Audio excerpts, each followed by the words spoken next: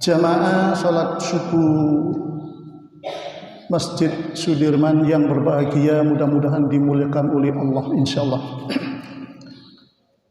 Sebagai pengganti dari Ustadz Yusuf Ibisono, ya mudah-mudahan tidak mengecewakan. Insyaallah.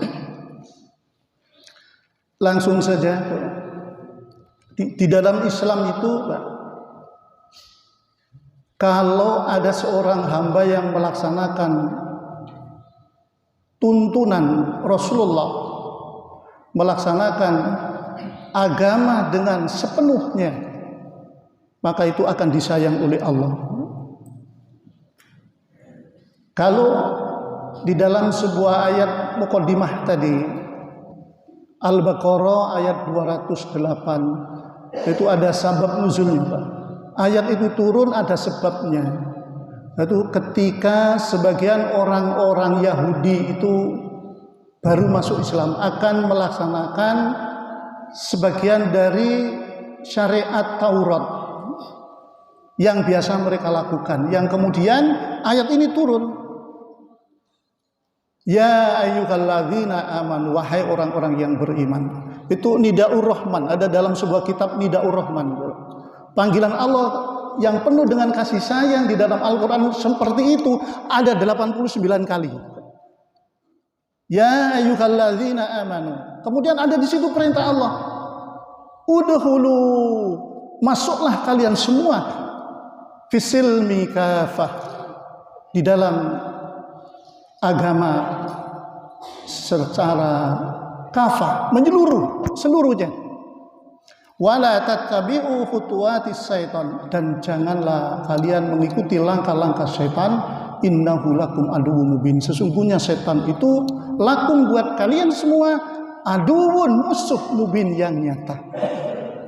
Nah, di sini artinya begini, Pak. Kalau di dalam tafsir Ibnu Katsir, kalimat as-silmi itu diartikan dinullah, itu artinya diartikan berserah diri, agama Allah ataupun ketaatan. Artinya Allah panggil kita dengan panggilan penuh kasih sayang, wahai orang-orang yang beriman, ayolah masuklah ke dalam ketaatan itu. Seluruhnya, ketaatan seluruhnya. Kemudian ada wala tatabi'u khutuwatis syaiton, dan di situ artinya Allah perintahkan agar kita itu melaksanakan seluruh perintah-perintah Allah dan mengikuti petunjuk Rasulnya. Jadi dilarang jangan sampai tergoda dengan iblis, karena iblis itu ya bisa mengajak kita ke jalan yang bengkok. Nah, kemudian ayat kedua, fa in jalaltum, kata Allah, jika kalian tergelincir, jika kalian nyeleweng, maka dalam penghujung ayat fa'lamu, maka ketahuilah anallaha azizun, sesungguhnya Allah itu maha perkasa atas balasan-balasan kesalahan itu. Nah, karena itu mari kita berusaha bersama-sama semaksimal mungkin untuk melaksanakan satu tuntunan dari Rasulullah Sallallahu Alaihi Wasallam, ketentuan Allah atau perintah Allah sepenuhnya. Dalam sebuah hadis qudsi tadi, hadis qudsi itu firman Allah yang tidak ada di dalam Al-Quran. Kata Allah, ya bena Adam, wahai anak Adam, tafarraq li ibadati, beribadalah sepenuhnya kepadaku. Apa yang kita dapat? Amla'u sadraka ghina, niscaya aku akan jadikan hatimu itu kaya. Gak akan pernah ada yang namanya gelisah itu. Penuh dengan kekayaan, kecukupan. Wa amla'u yadaika rizqa, dan aku akan penuhi kedua tanganmu rizki. Tapi sebaliknya, ya bena Adam la tubaidni, janganlah kau jauhi aku. Amla'u sadraka faqra, niscaya aku akan penuhi hatimu dengan kefakiran. Wa amla'u yadaika sugla, dan aku akan penuhi kedua tanganmu dengan sugla, sibuk. Jadi kan ada kalau orang-orang yang agamanya artinya ketaatannya tidak ada, sering melanggar perintah Allah. Itu biasanya hidupnya, hatinya tidak karu-karuan, hidupnya kesana kemari penuh dengan kesibukan. Inilah sesuai dengan hadis ini.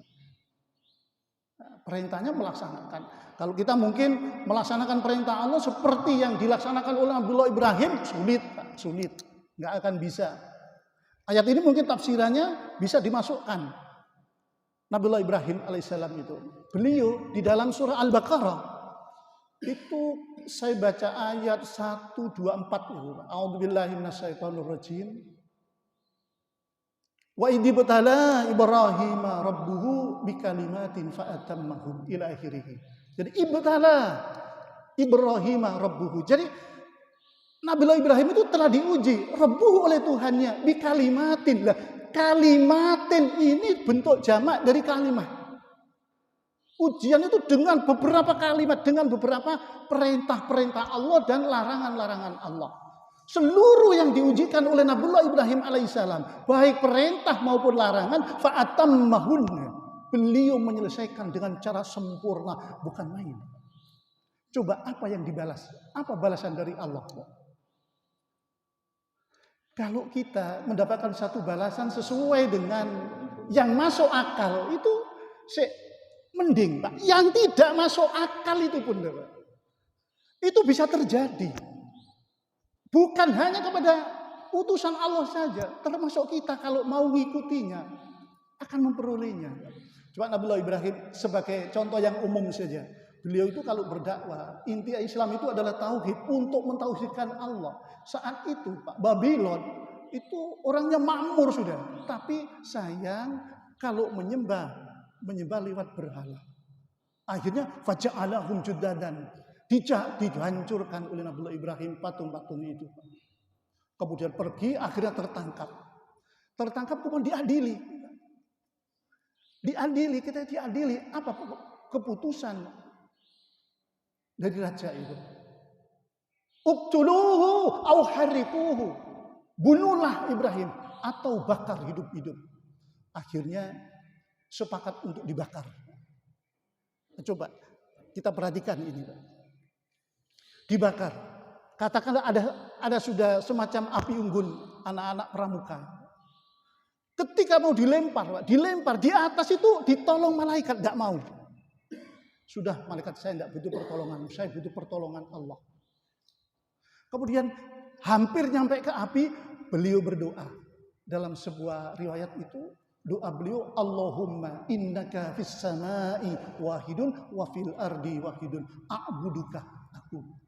Ya Allah, engkau di langit satu, di bumi pun tetap satu. Artinya, di langit pun yang mendakwakan engkau adalah tauhid.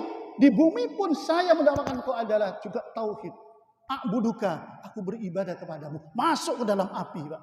Api yang secara sunatullah itu bisa membakar sekujur tubuh. Tapi kenapa Nabi Ibrahim selamat? Tapi ini adik-adik tidak boleh ya. Kemudian menghafalkan doa ini. Allahumma innaka fis samai wahidun wa fil ardi wahidun. Kemudian jajal drijine dilebokno kompor ini, gosong di sini sampean. Kenapa? Kok tidak salah? Kalau Nabi Ibrahim itu terjaga betul. Jadi perintah sudah dilakukan, larangan dijauhi. Akhirnya Allah yang menjaga. Apa kata Allah dalam firman-Nya? A'udzubillahi minasyaitonirrajim. Najaina artinya fa'anjainahu Ibrahim fa'anjainahu minan nar. Kami selamatkan Ibrahim itu dari api. Dengan apa? Rasulullah, Allah cuma berfirman, kun, jadilah api itu, fayakun. Apa? Kuni. Jadi Allah berfirman, kulna, kami berfirman, kuni, jadilah engkau api, bardan, dingin. Api pun jadi dingin. Wassalama ala Ibrahim. Dan selamatlah Nabiullah Ibrahim alaihissalam. Ini contoh yang tidak mungkin. Maaf, saya ambilkan contoh yang tidak mungkin jadi mungkin. Apalagi nanti kita memikir yang mungkin lebih mudah.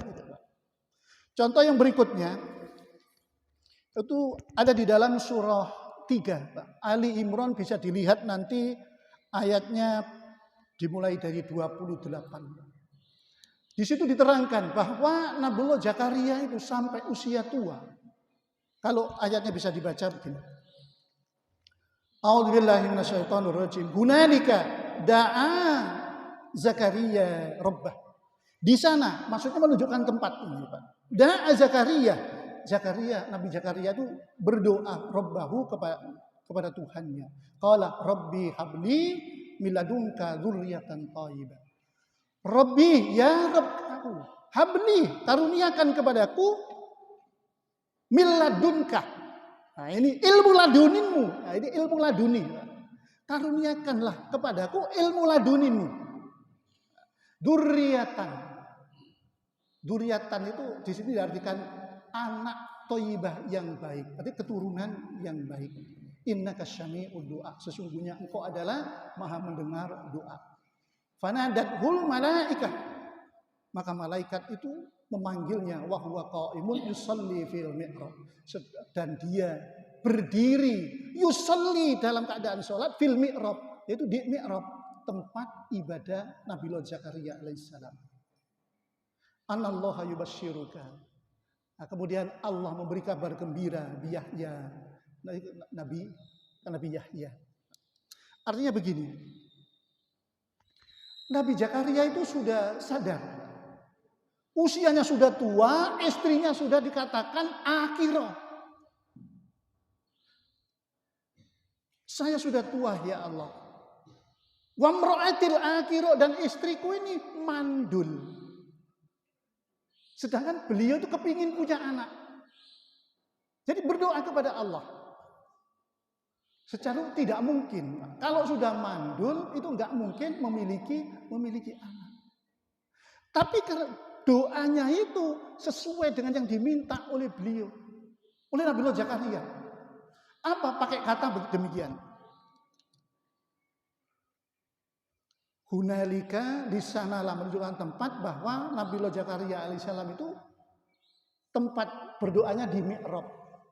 Ini yang pertama. Jadi kalau kita berdoa itu ada satu tempat yang memang mempercepat untuk diijabahi doa kita. Satu kalau di sini mungkin di masjid, bagi perempuan mungkin di rumah, di mahdaika itu. Kemudian ada bagi kita yang tempat-tempat sholat di rumah, itu ada di sana. Kemudian Rabbi, ya Rabb. Nah, kalimat Rabb itu di sini maksudnya Rabb itu Tuhan, Pak. Kalau di dalam istilah tauhid itu rububiyah. Ada tauhid rububiyah, ada tauhid uluhiyah. Tauhid rububiyah itu tauhid sudah Allah yang menciptakan seluruh alam ini, menciptakan langit, menciptakan bumi, menciptakan segala isinya yang ada di antara langit dan bumi itu. Nabiullah Zakaria menyadari, paham tentang itu. Allah menciptakan saya, memelihara saya, memberi rezeki kepada saya, menghidupkan saya. Karena saya saat ini belum punya anak, saya akan mohon kepada yang maha memberi. Lah, kemudian ada kalimat habli. Habli. Habli itu wahabaya habu itu habbah. Artinya itu memberi. Nah, di situ memberi. Kalau sering kita dengar kata hibah, gitu. Hibah itu pemberian kan gitu. Artinya begini, kalau ada seorang bapak itu ada punya anak sendiri, ada punya anak angkat. Kalau anak sendiri tanpa meminta pun nanti akan memperoleh satu waris itu. Karena ini punya hak waris. Tanpa dia apa-apa, misalnya orangnya meninggal punya harta, jatuhnya ke anak karena waris. Tapi yang anak angkat ini tidak punya waris. Tidak akan dapat kecuali diberi oleh yang orang tua yang mengambil tadi. Nabi Zakaria itu paham. Ya Allah, saya paham bahwa saya itu tidak punya waris. Bukan lewat jalan waris ingin saya. Karena saya tidak berhak untuk memperoleh lewat waris. Saya sudah sadar tidak akan memperoleh anak dari saya dan istri saya. Yang pertama, saya sudah tua, istri saya dalam kondisi mandul. Itu sadar ya Allah. Tapi habli, aku minta lewat jalan pemberian, tidak jalan waris. Tolong berikan kepada kami. Itu Pak. Karena Nabiullah Zakaria itu seorang yang ketika melaksanakan satu ibadah itu tafarruq li ibadati itu. Mohonnya mau sholat kok. Kemudian sholat belum selesai itu sudah dikabul oleh Allah Subhanahu wa ta'ala. Loh, kalau kita baca surat tadi itu jelas sudah Pak. Dalam tafsirnya juga seperti itu. Coba kita. Robbi habli min ladunkah. Ya Rob, karuniakan kepadaku, berilah kepadaku miladunkah dari sisimu duriatan thayyibah, anak yang baik. Innaka sami'ud du'a. Engkau adalah yang maha mendengar doa. Fanadathu, malaikat itu memanggil Nabi Zakaria. Wa huwa qaimun yusalli fil mi'rab. Dan dia berdiri yusolli dalam keadaan sholat, sedang sholat Pak. Yusolli itu fi'il mudhari. Dia Nabi Zakaria ketika dipanggil oleh malaikat itu dalam kondisi sholat, berdiri sholat. Fil mi'rab, di dalam mi'rab. Apa kata malaikat? Annallaha, sesungguhnya Allah, yubasyiruka biyahya, memberikan kabar gembira kepadamu biyahya, yaitu dengan anak yang langsung diberi nama oleh Allah, yaitu Nabiullah Yahya alaihissalam. Jadi coba. Salat meminta, belum salam itu sudah dikabul oleh Allah Subhanahu wa taala. Mudah Pak, enak kan seperti ini. Kalau kita misalnya kita sebelum sholat memohon, di dalam sholat sujud akhir memohon, setelah sholat memohon, bahkan di luar sholat kita memohon, kok tidak dikabul-kabul? Nah, ini kelemahan, mungkin perlu dikoreksi sholat kita. Nah, kalau di dalam sebuah firman Allah tadi, tafarraq li ibadati, beribadalah sepenuhnya kepadaku. Artinya beribadah sepenuhnya kepadaku, kata Allah itu bukan kita harus berada di dalam masjid terus, tidak mau bekerja, tidak. Artinya beribadalah sepenuhnya kepadaku itu begini. Kalimat tafarraq itu mengerjakan semata-mata kerjaan itu. Misalnya sholat seperti Nabiullah Zakaria itu. Allahu Akbar. Sejak takbir, Pak, pikiran kita itu dikonsentrasikan kepada aturan-aturan yang ada dalam sholat. Allahu Akbar, kita tidak pernah pikiran ini melayang ke sana kemari. Fokus kepada sholat, mulai takbir hingga salam. Tapi ini berat sekali. Sangat berat sekali, sulit sekali. Tapi paling tidak kita tidaklah belajar. Pada setiap apa yang diperintahkan oleh Allah, kita kerjakan sepenuhnya kepada Allah, supaya kita akan memperoleh satu kebahagiaan dan kesuksesan. Orang yang sholatnya benar kan dijamin oleh Al-Quran. Sholatnya benar itu dijamin oleh Al-Quran. Coba, kalau istilah dijamin dalam Al-Quran itu sukses dan bahagia. Nah, kalau di dalam bahasa Arab itu sukses sering diartikan fauza gitu. Walaupun kesuksesannya tidak mencapai kebahagiaan. Kalau bahagia itu sering diartikan farhan. Walaupun dia bahagia tidak memperoleh kesuksesan. Kalau ingin bahagia dan sukses, maka dua kalimat itu digabungkan, jadilah aflaha. Coba dalam surat nomor 23 Al-Mu'min itu. Al-Mu'min itu ayat 1 dan 2-nya. A'udzubillahi minasyaitonirrajim. Qad aflahal mu'min. Jadi qad aflah, kan gitu. Ini aflah. Jadi pertemuan antara fauza dan farhan. Sukses dan bahagia. Sungguh kalimat atau kata qad ini kalau diletakkan sebelum fi'il madhi artinya sungguh. Jadi itu sungguh telah bahagia. Atau sungguh sukses dan bahagia. Siapa? Mukmin. Orang yang beriman apa? Alladzina hum fi salatihim khashi'un. Mereka yang di dalam salatnya khashi'un, yaitu khusyuk. Mari kita berusaha bersama-sama. Kita tidak usah takut, Pak. Ya kalau Nabiullah Ibrahim itu kan nabi-nabi. Kalau kita bukan nabi, ya kita kerjakan semaksimal mungkin.